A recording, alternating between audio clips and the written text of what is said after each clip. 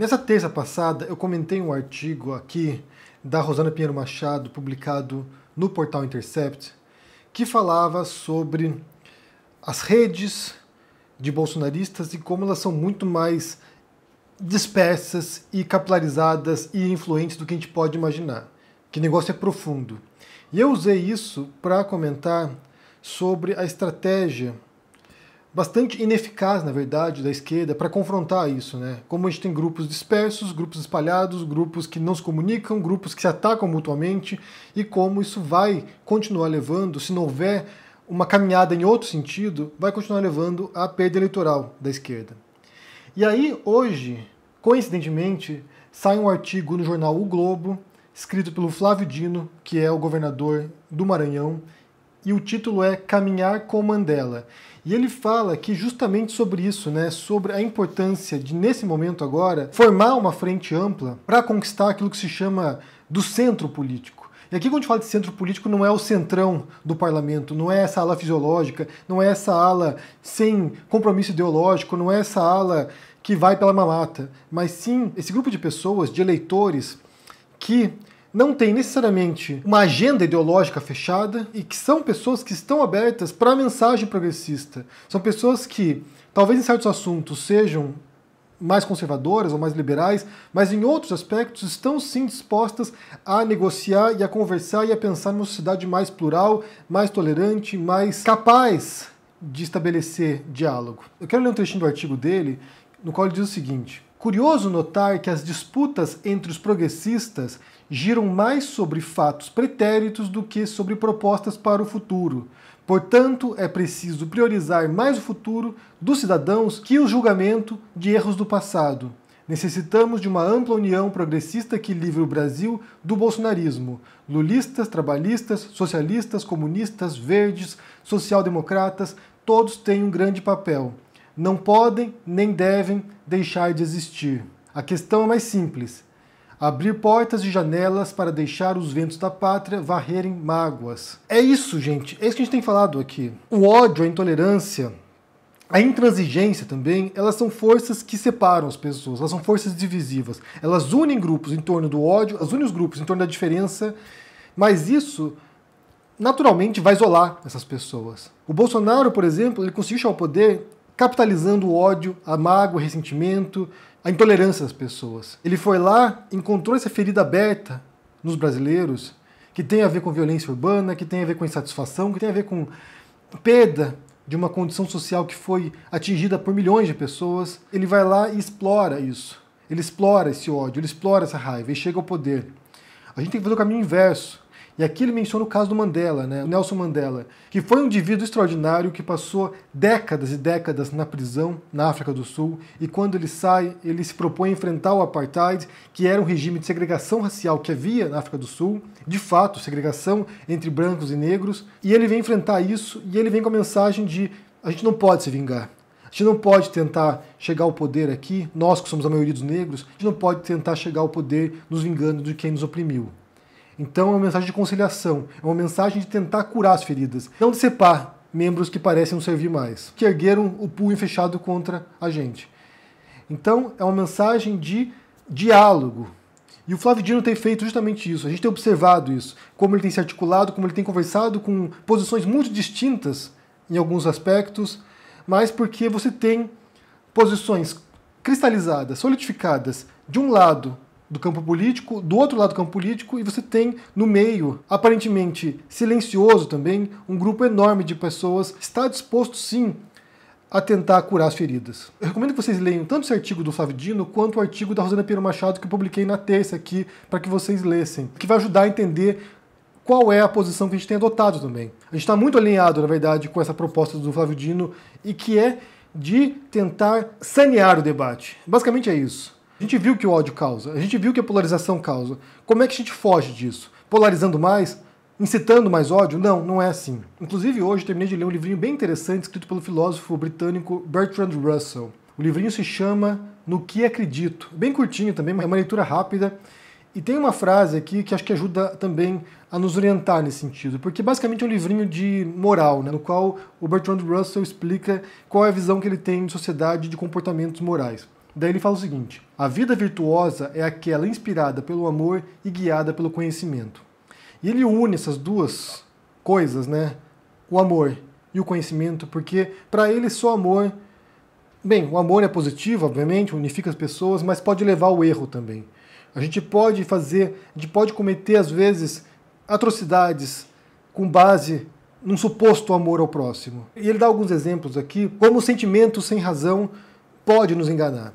E, por outro lado, o conhecimento sem o afeto, o conhecimento sem o amor, também pode levar à barbaridade. A gente pode aplicar o nosso raciocínio, o nosso conhecimento para criar armas horríveis, de destruição em massa, por exemplo. Então é preciso unir esses dois aspectos, essa conciliação, essa unificação possível através do sentimento de afeto pelo outro, de confiança também, ou amor, como ele menciona aqui. Ele tenta denominar ali o que é o amor na visão dele, mas com base nesse tipo de afeto e também através do conhecimento. Porque o conhecimento, saber o que deve ser feito, para onde a gente tem que se caminhar, qual o progresso que a gente busca, né? Quando a gente fala de progressismo aqui, qual o progresso que a gente está procurando, isso ajuda, né? Você unifica a compreensão do mundo com essa relação saudável com o outro, participativa, colaborativa, de auxílio ao outro, e não de divisão. Tem outra coisa importante, rapidamente, para mencionar nesse texto aqui, que tem a ver também com alguns temas que eu abordei essa semana, é a clareza da linguagem do Bertrand Russell. É um filósofo muito claro, muito compreensível. Como eu falei ontem do Sêneca, o Russell também é um autor que você pode ler sem ter conhecimento prévio de filosofia, você entender o que ele disse. É importante isso, é importante a gente criar não apenas essa ponte de diálogo com os diferentes, não apenas a compreensão da aceitação do diferente no debate político, e como a gente pode convencer o outro de que a nossa posição também contribui, e que juntos a gente pode chegar num local melhor, mas também como se comunicar, o que falar para as pessoas, como se expressar, como tornar nossa mensagem translúcida para o outro, para que você aí consiga entender o que está falando. Porque a linguagem também é uma forma de dominação. A linguagem também é uma forma de exclusão do outro. Quando você se comunica com uma linguagem muito fechada, muito erudita, você veta o acesso de quem não teve essa oportunidade de aprender essa mesma linguagem que você. De falar essa mesma língua sua, que é uma língua que, como eu disse, veta acesso aos demais. Exclui as pessoas. E por fim, já juntando a esse assunto aqui, também tem a ver com o artigo da Rosana da terça-feira e também com o tema da verdade, da pós-verdade, foi um sketch publicado hoje no Porta dos Fundos chamado 30% Holândia, que é a criação de um Brasil imaginário, né, fictício, no qual uma parte do Brasil se separa do resto do país e passa a ser governado por Bolsonaro e pelos seus asseclas, os seus lacaios. E claramente, né, é satírico, é engraçado, mas ao mesmo tempo é trágico, porque isso aqui não é apenas uma parte do Brasil agora, mas é todo o Brasil, que está sendo governado agora por esses 30% de bolsonaristas. E aqui você vê, basicamente, a negação da ciência, a negação da realidade, essa pós-verdade, essa construção de uma verdade paralela, né, de uma verdade que não é verdade, na qual habita essas pessoas. São as narrativas que a gente falou ontem. São narrativas criadas, imaginárias, um jogo com próprias regras, na qual os bolsonaristas habitam, na qual a cloroquina é uma resposta para tudo, na qual o Bolsonaro é o líder competente que vai liderar o Brasil para um local melhor, no qual os evangélicos, por exemplo, são os bastiões da moralidade, são aqueles que determinam o que é certo e errado. Inclusive tem até o Ministério da Verdade ali, numa clara referência ao George Orwell e ao livro dele, 1984. O fato é que muita gente já compreendeu essa necessidade do diálogo. Muita gente já compreendeu essa necessidade de dar um passo para trás. Como era o Brasil anos atrás? Como era 15 anos atrás? Você se lembra disso? Quando eu fui fazer a live com o Meteoro, alguns dias atrás, eles falaram sobre isso.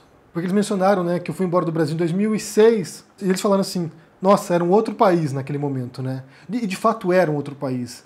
Bem, já era violento, já tinha criminalidade urbana, já era perigoso, a gente já tinha medo de sair na rua. Então, assim, em alguns aspectos era já complicado morar no Brasil, talvez seja muito pior hoje, mas já era complicado naquela época.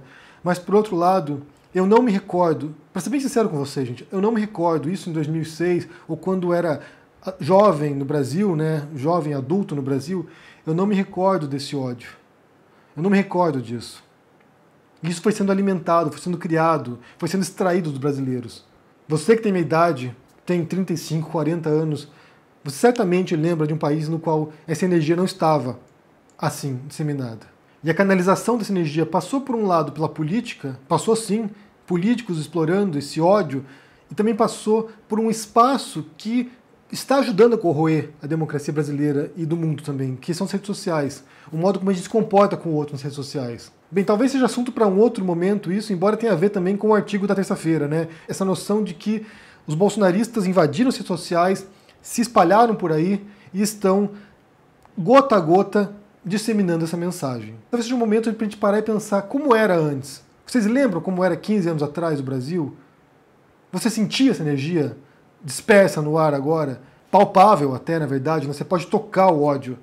Você sentia isso? Eu não me lembro, realmente eu não me lembro, gente. Como eu disse, já era perigoso o Brasil, já tinha medo, mas esse ódio que as pessoas nutrem uma pelas outras, eu realmente não lembro disso. Quer saber o que vocês pensam sobre isso? Vocês leram o artigo do Flávio Dino, do jornal o Globo, falando sobre isso, né, sobre essa necessidade de reconciliação, de juntar pessoas que estão agora desorientadas e formar uma frente ampla para enfrentar o bolsonarismo, mas para enfrentar o ódio, essencialmente, para enfrentar essa mentalidade destrutiva.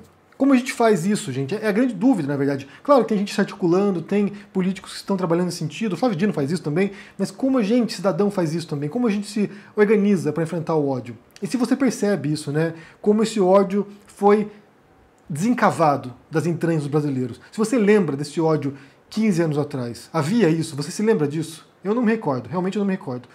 Me diga o que vocês pensam aí no comentário, deixe o joinha, assine o canal, confira o meu livro que está chegando nas livrarias agora e já está chegando na casa dos compradores. Minha especialidade é matar.